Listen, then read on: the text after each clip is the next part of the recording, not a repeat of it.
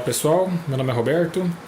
Hoje eu resolvi fazer esse vídeo para apresentar para vocês o meu telescópio, que é um refrator acromático da marca Explore Scientific, né, da linha First Light.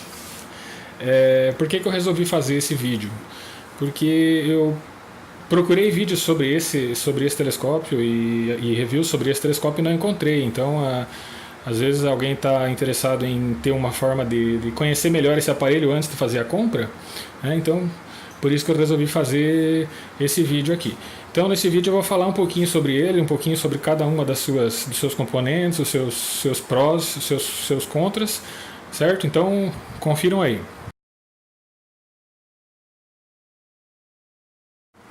Esse telescópio ele é um refrator acromático. O que isso significa? Significa que aqui na objetiva ele tem uma lente dupla. Na verdade são duas lentes, certo? E isso serve para corrigir parcialmente a aberração cromática, né? Que ocorre pelo fato de que as diferentes cores existentes na luz, elas ao passar por uma lente, elas formam um foco em um ponto diferente. Então, quando você coloca duas lentes, você consegue corrigir um pouco essa aberração, de modo que as imagens ficam mais nítidas, né? E sem muita deturpação nas cores, né?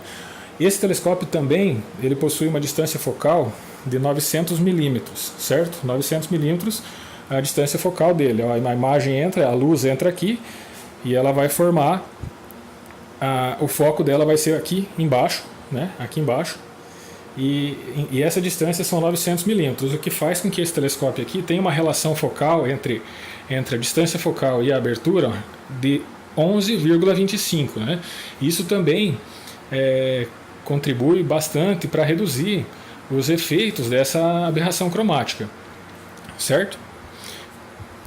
Observando objetos bem brilhantes como a Lua e Júpiter, por exemplo, ainda você vai, apesar dela ser bem corrigida, essa questão da aberração, você ainda vai ver, principalmente na borda do disco lunar, uma faixinha amarela, né? Então, de um lado o azul do outro lado. Isso é a tal da aberração cromática. Quem conhece percebe rapidamente esse tipo de efeito. Não prejudica a observação da Lua, obviamente que não, né? Mas assim, quem gosta de fazer fotografia, pessoal que trabalha com fotografia de alta definição, para eles existem os refratores do tipo apocromático, que são aqueles que têm 3 lentes, né, aqui na objetiva, e aí consegue fazer uma correção quase que total da aberração cromática.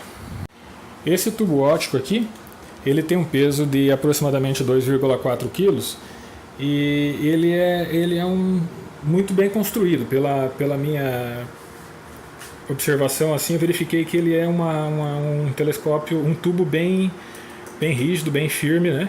Bem sólido, digamos assim. A única coisa que eu achei que é meio frágil, bastante frágil na verdade, é essa peça aqui, que é o dovetail, que ela é de plástico. Então, conforme com o tempo você vai pressionando aqui para você firmar ela aqui na cabeça da montagem, né? na entrada aqui, e ela vai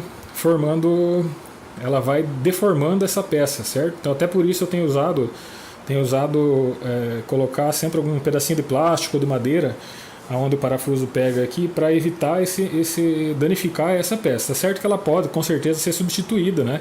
Mas ela, de qualquer forma, ela é uma peça frágil, né? E na maioria dos telescópios mais caros, essa peça aqui ela é de metal, e aqui ela não parece ser de metal. Se for, ela é um metal meio mole, então não é muito resistente.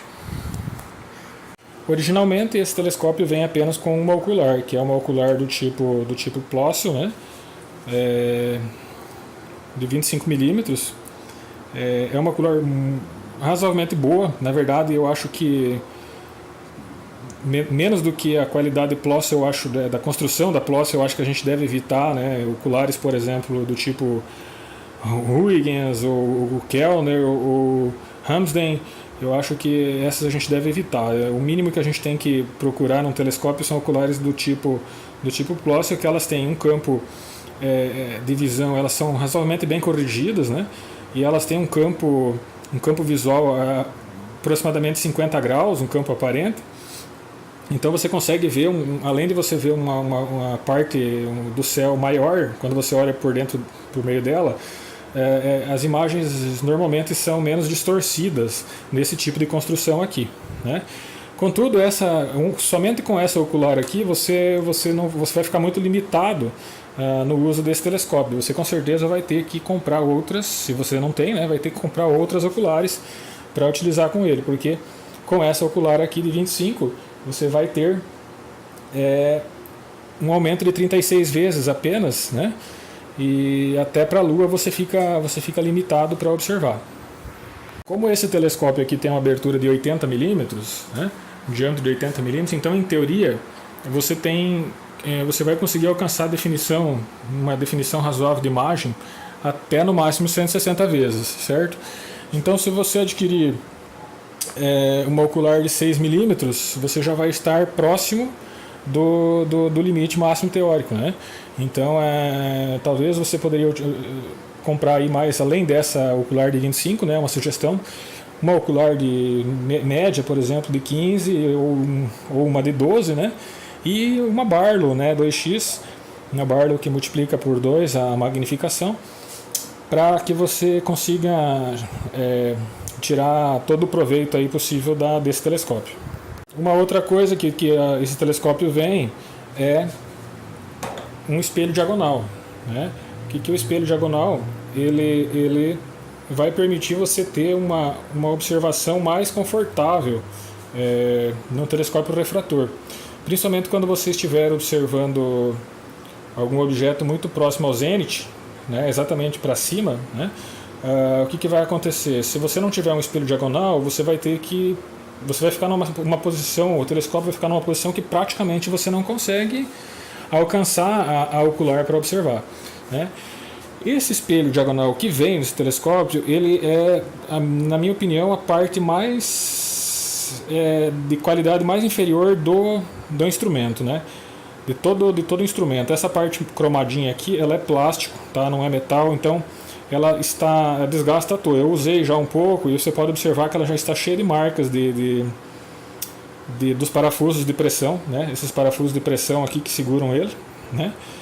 E ele também tem uma desvantagem, né? Esses espelhos aqui, eles não têm uma refletividade muito alta, é sempre na ordem de 90%, então acaba que você perde um pouco da luminosidade, né? Da quantidade de luz que chega ao seu olho utilizando um espelho desse aqui, né? Então, infelizmente, nos refratores a gente precisa usar, então, mas é uma peça de baixa qualidade.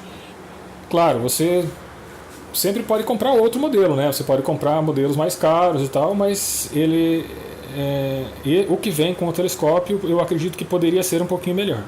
Vamos falar um pouquinho sobre o focalizador. Então, como que funciona aqui? Vocês sabem que nós vamos colocar a ocular aqui e nós vamos olhar pela ocular.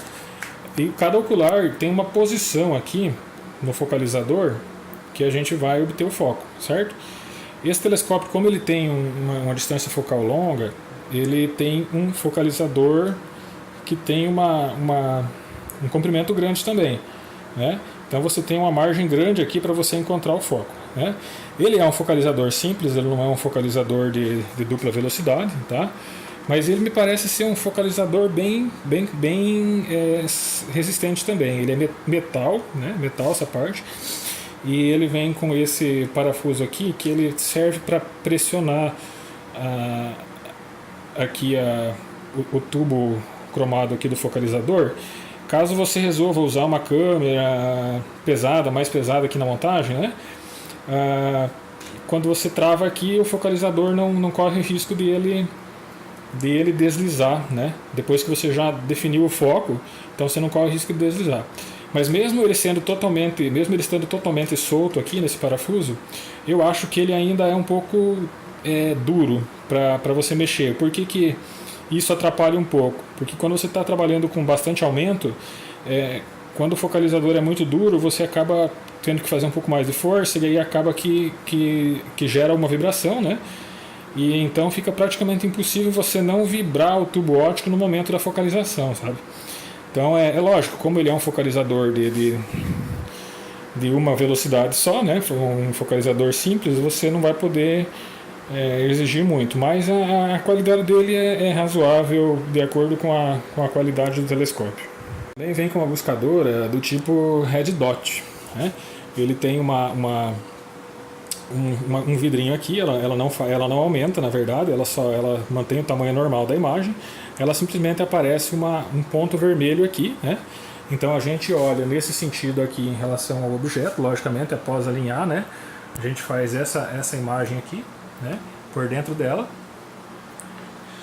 certo? A gente liga aqui, né?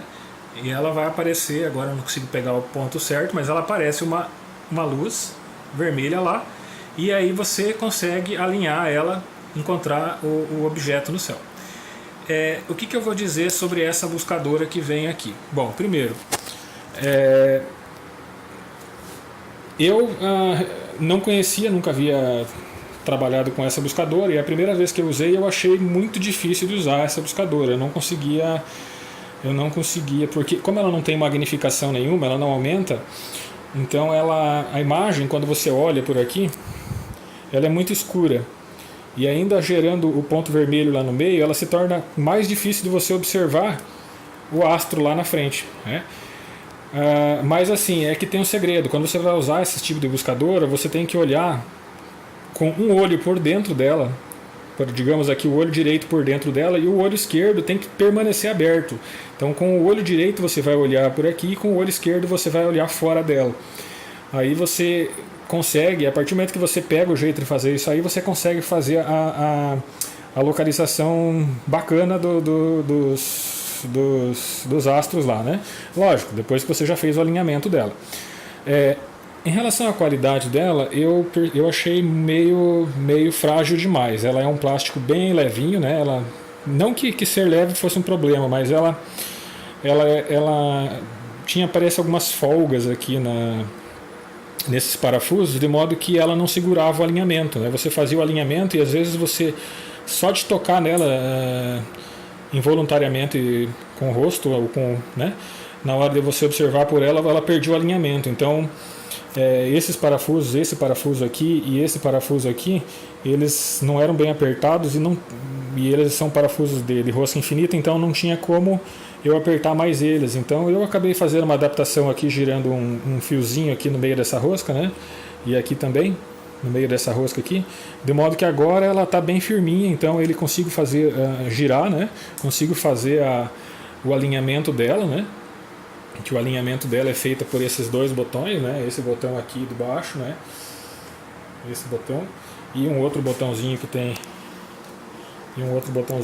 aqui de baixo, né? E então o que eu posso dizer assim, para esse telescópio, depois que você aprende a usar, essa buscadora é suficiente, né? Não precisa mais do que isso. O fato dela ser levinha até é uma ajuda. Aí só tem que cuidar sempre no final da observação aí de estar desligando, porque é muito fácil você esquecer ela ligada.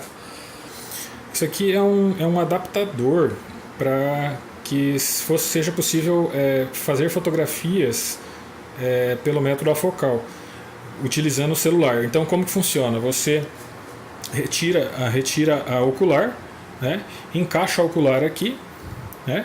Posiciona o ocular novamente. Então ele vai ficar dessa forma aqui, mais ou menos. E daí você encaixa o celular nessas ventosas aqui, com a câmera aqui dentro desse buraco aqui. E aí exatamente aquilo que você está observando lá na ocular, o teu celular vai estar captando na câmera e você consegue tirar algumas fotos, né? Eu não vou entrar muito em detalhes em relação a essa peça aqui. Tem pessoas que gostam de fazer esse tipo. Eu particularmente não uso esse tipo de método para fotografia. Pode ser que eu vá usar ainda, mas no momento eu não uso. Eu acho, não sei utilizar direito esse método, né? Mas de qualquer forma vem essa peça aqui. Ele tem algumas ventosas aqui que prendem bem o celular, e aí tem mais esse cordão aqui, que é um elástico que você ainda ajuda a fixar mais o celular ainda. Então depois que você posicionou corretamente a câmera aqui no meio, ele praticamente, o celular não se movimenta mais, então ele se torna, ele fica bem fácil de você trabalhar, né? Então é um acessório a mais que tem no telescópio aí. Quem tem interesse em tirar algumas fotos da Lua ou de alguns planetas, aí você pode utilizar também esse adaptador.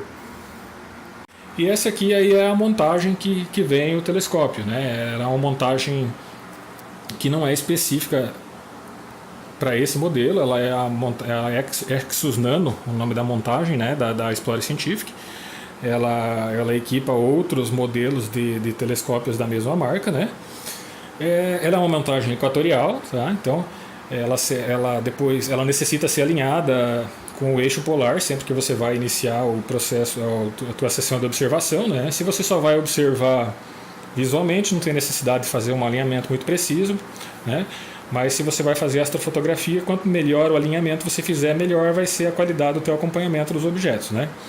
Então, qual que é a lógica do funcionamento dessa montagem equatorial? A lógica é a seguinte: se você tiver alinhado perfeitamente o astro, a montagem em relação ao eixo, em relação ao Polo Sul, quando você tiver focalizado o astro, você estiver observando o astro lá no ocular, você vai poder simplesmente girando essa maçaneta aqui, que a propósito é uma maçaneta flexível, o que facilita bastante, porque ela reduz bastante a quantidade de tremores no momento da observação, certo?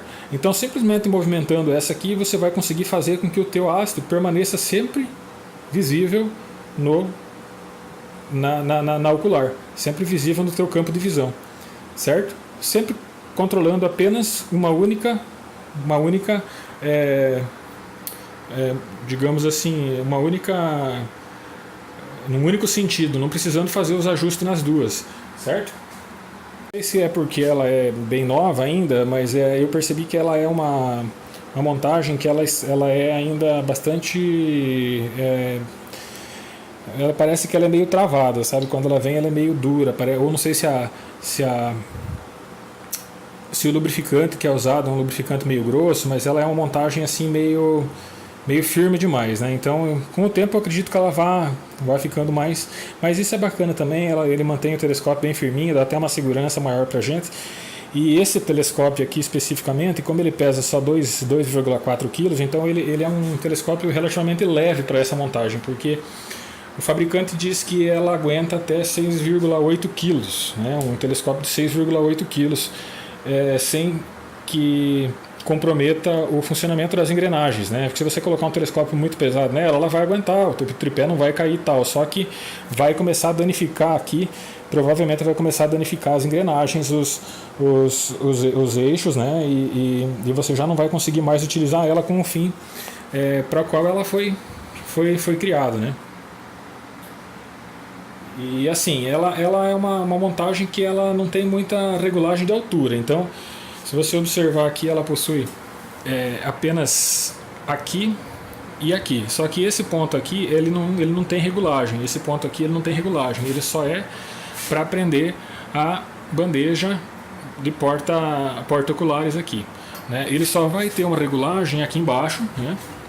Vamos olhar esse outro aqui, que você vai desparafusar aqui, né? Soltar aqui, recolhe e fecha, né? Então ela vai dar uma diferença aqui de uns 40 centímetros do menor tamanho para o maior tamanho que ela fica, né? Ela vai ficar aí totalmente estendida em torno de 1,15 m de altura, mais ou menos, aqui, né? E ela recolhida em torno de 90, 80 e poucos centímetros. Então, assim, dependendo do tipo de telescópio que você está usando, né, você pode regular a melhor forma, a melhor altura para você ficar mais confortável a observação. Particularmente nesse telescópio refrator aqui, eu acho melhor usar ela totalmente estendida, né, porque justamente por aquilo que eu já falei, né, as posições para você observar com o telescópio refrator não são as mais cômodas, elas costumam ser posições bem desconfortáveis. Então, assim, Em relação a essa montagem, vocês podem observar que ela tem aqui a graduação da latitude, né, que você vai deixar sempre fixo na latitude que você observa, né. Essas maçanetas aqui, elas alavancas, aliás, elas são, é possível ser retirado se caso você queira desmontá-la completamente para ser levada para algum lugar, né, ambas, né. Ela possui os discos graduados aqui tanto na ascensão reta quanto na declinação, né. E ela vem só com um contrapeso, né, de cerca de 1 kg, um pouco mais de 1 kg esse um contrapeso. Esse contrapeso ele é suficiente para esse aparelho aqui, tá? O telescópio tem pouco mais de 2 kg, o contrapeso tem 1,2 kg talvez. Então ele estando bem aqui no fim da barra, bem na ponta da barra aqui, ele vai dar o equilíbrio em relação ao peso do telescópio, né? No limite, né, se caso você quiser usar um telescópio, essa montagem num telescópio mais pesado, você vai precisar mais contrapeso. Vocês podem ter ficado curiosos aqui que essa chavezinha que eu tenho aqui no meio, essa chavezinha não vem com telescópio, tá? Isso aqui é uma coisa que eu fiz para facilitar o nivelamento da montagem, né? E aí eu sei que ela está no nível. Eu prendi ela aqui em cima com um fiozinho, né? Bem no centro da montagem, e aqui ela fica pendente, uma chavezinha. E eu regulo daí sempre quando eu estou montando os pés, né, o comprimento dos pés aqui, né, para que essa chavezinha fique sempre aqui no centro, né. E aí eu sei que essa montagem vai estar nivelada, né, porque isso é um dos passos para você fazer a preparação de uma montagem equatorial, né, para você fazer corretamente o acompanhamento dos astros. Então, pessoal, basicamente seria isso aí em relação a esse telescópio. Eu não sei se eu falei tudo, qualquer coisa, se tiver mais alguma dúvida que vocês tenham, vocês podem perguntar ali nos comentários, que eu vou tentar respondendo conforme for possível. Mas assim, basicamente eu acho que é um telescópio bacana para quem quer começar, né? Você vai ter bastante condição de observar bastante coisa, né, com esse telescópio, né? É importante também a pessoa saber se localizar no céu, né, e conhecer um pouquinho de astronomia em teoria também, né? Utilizar às vezes um aplicativo para celular aí que seja um Atlas Celeste, que facilita bastante também. Eu recomendo o Sky Safari.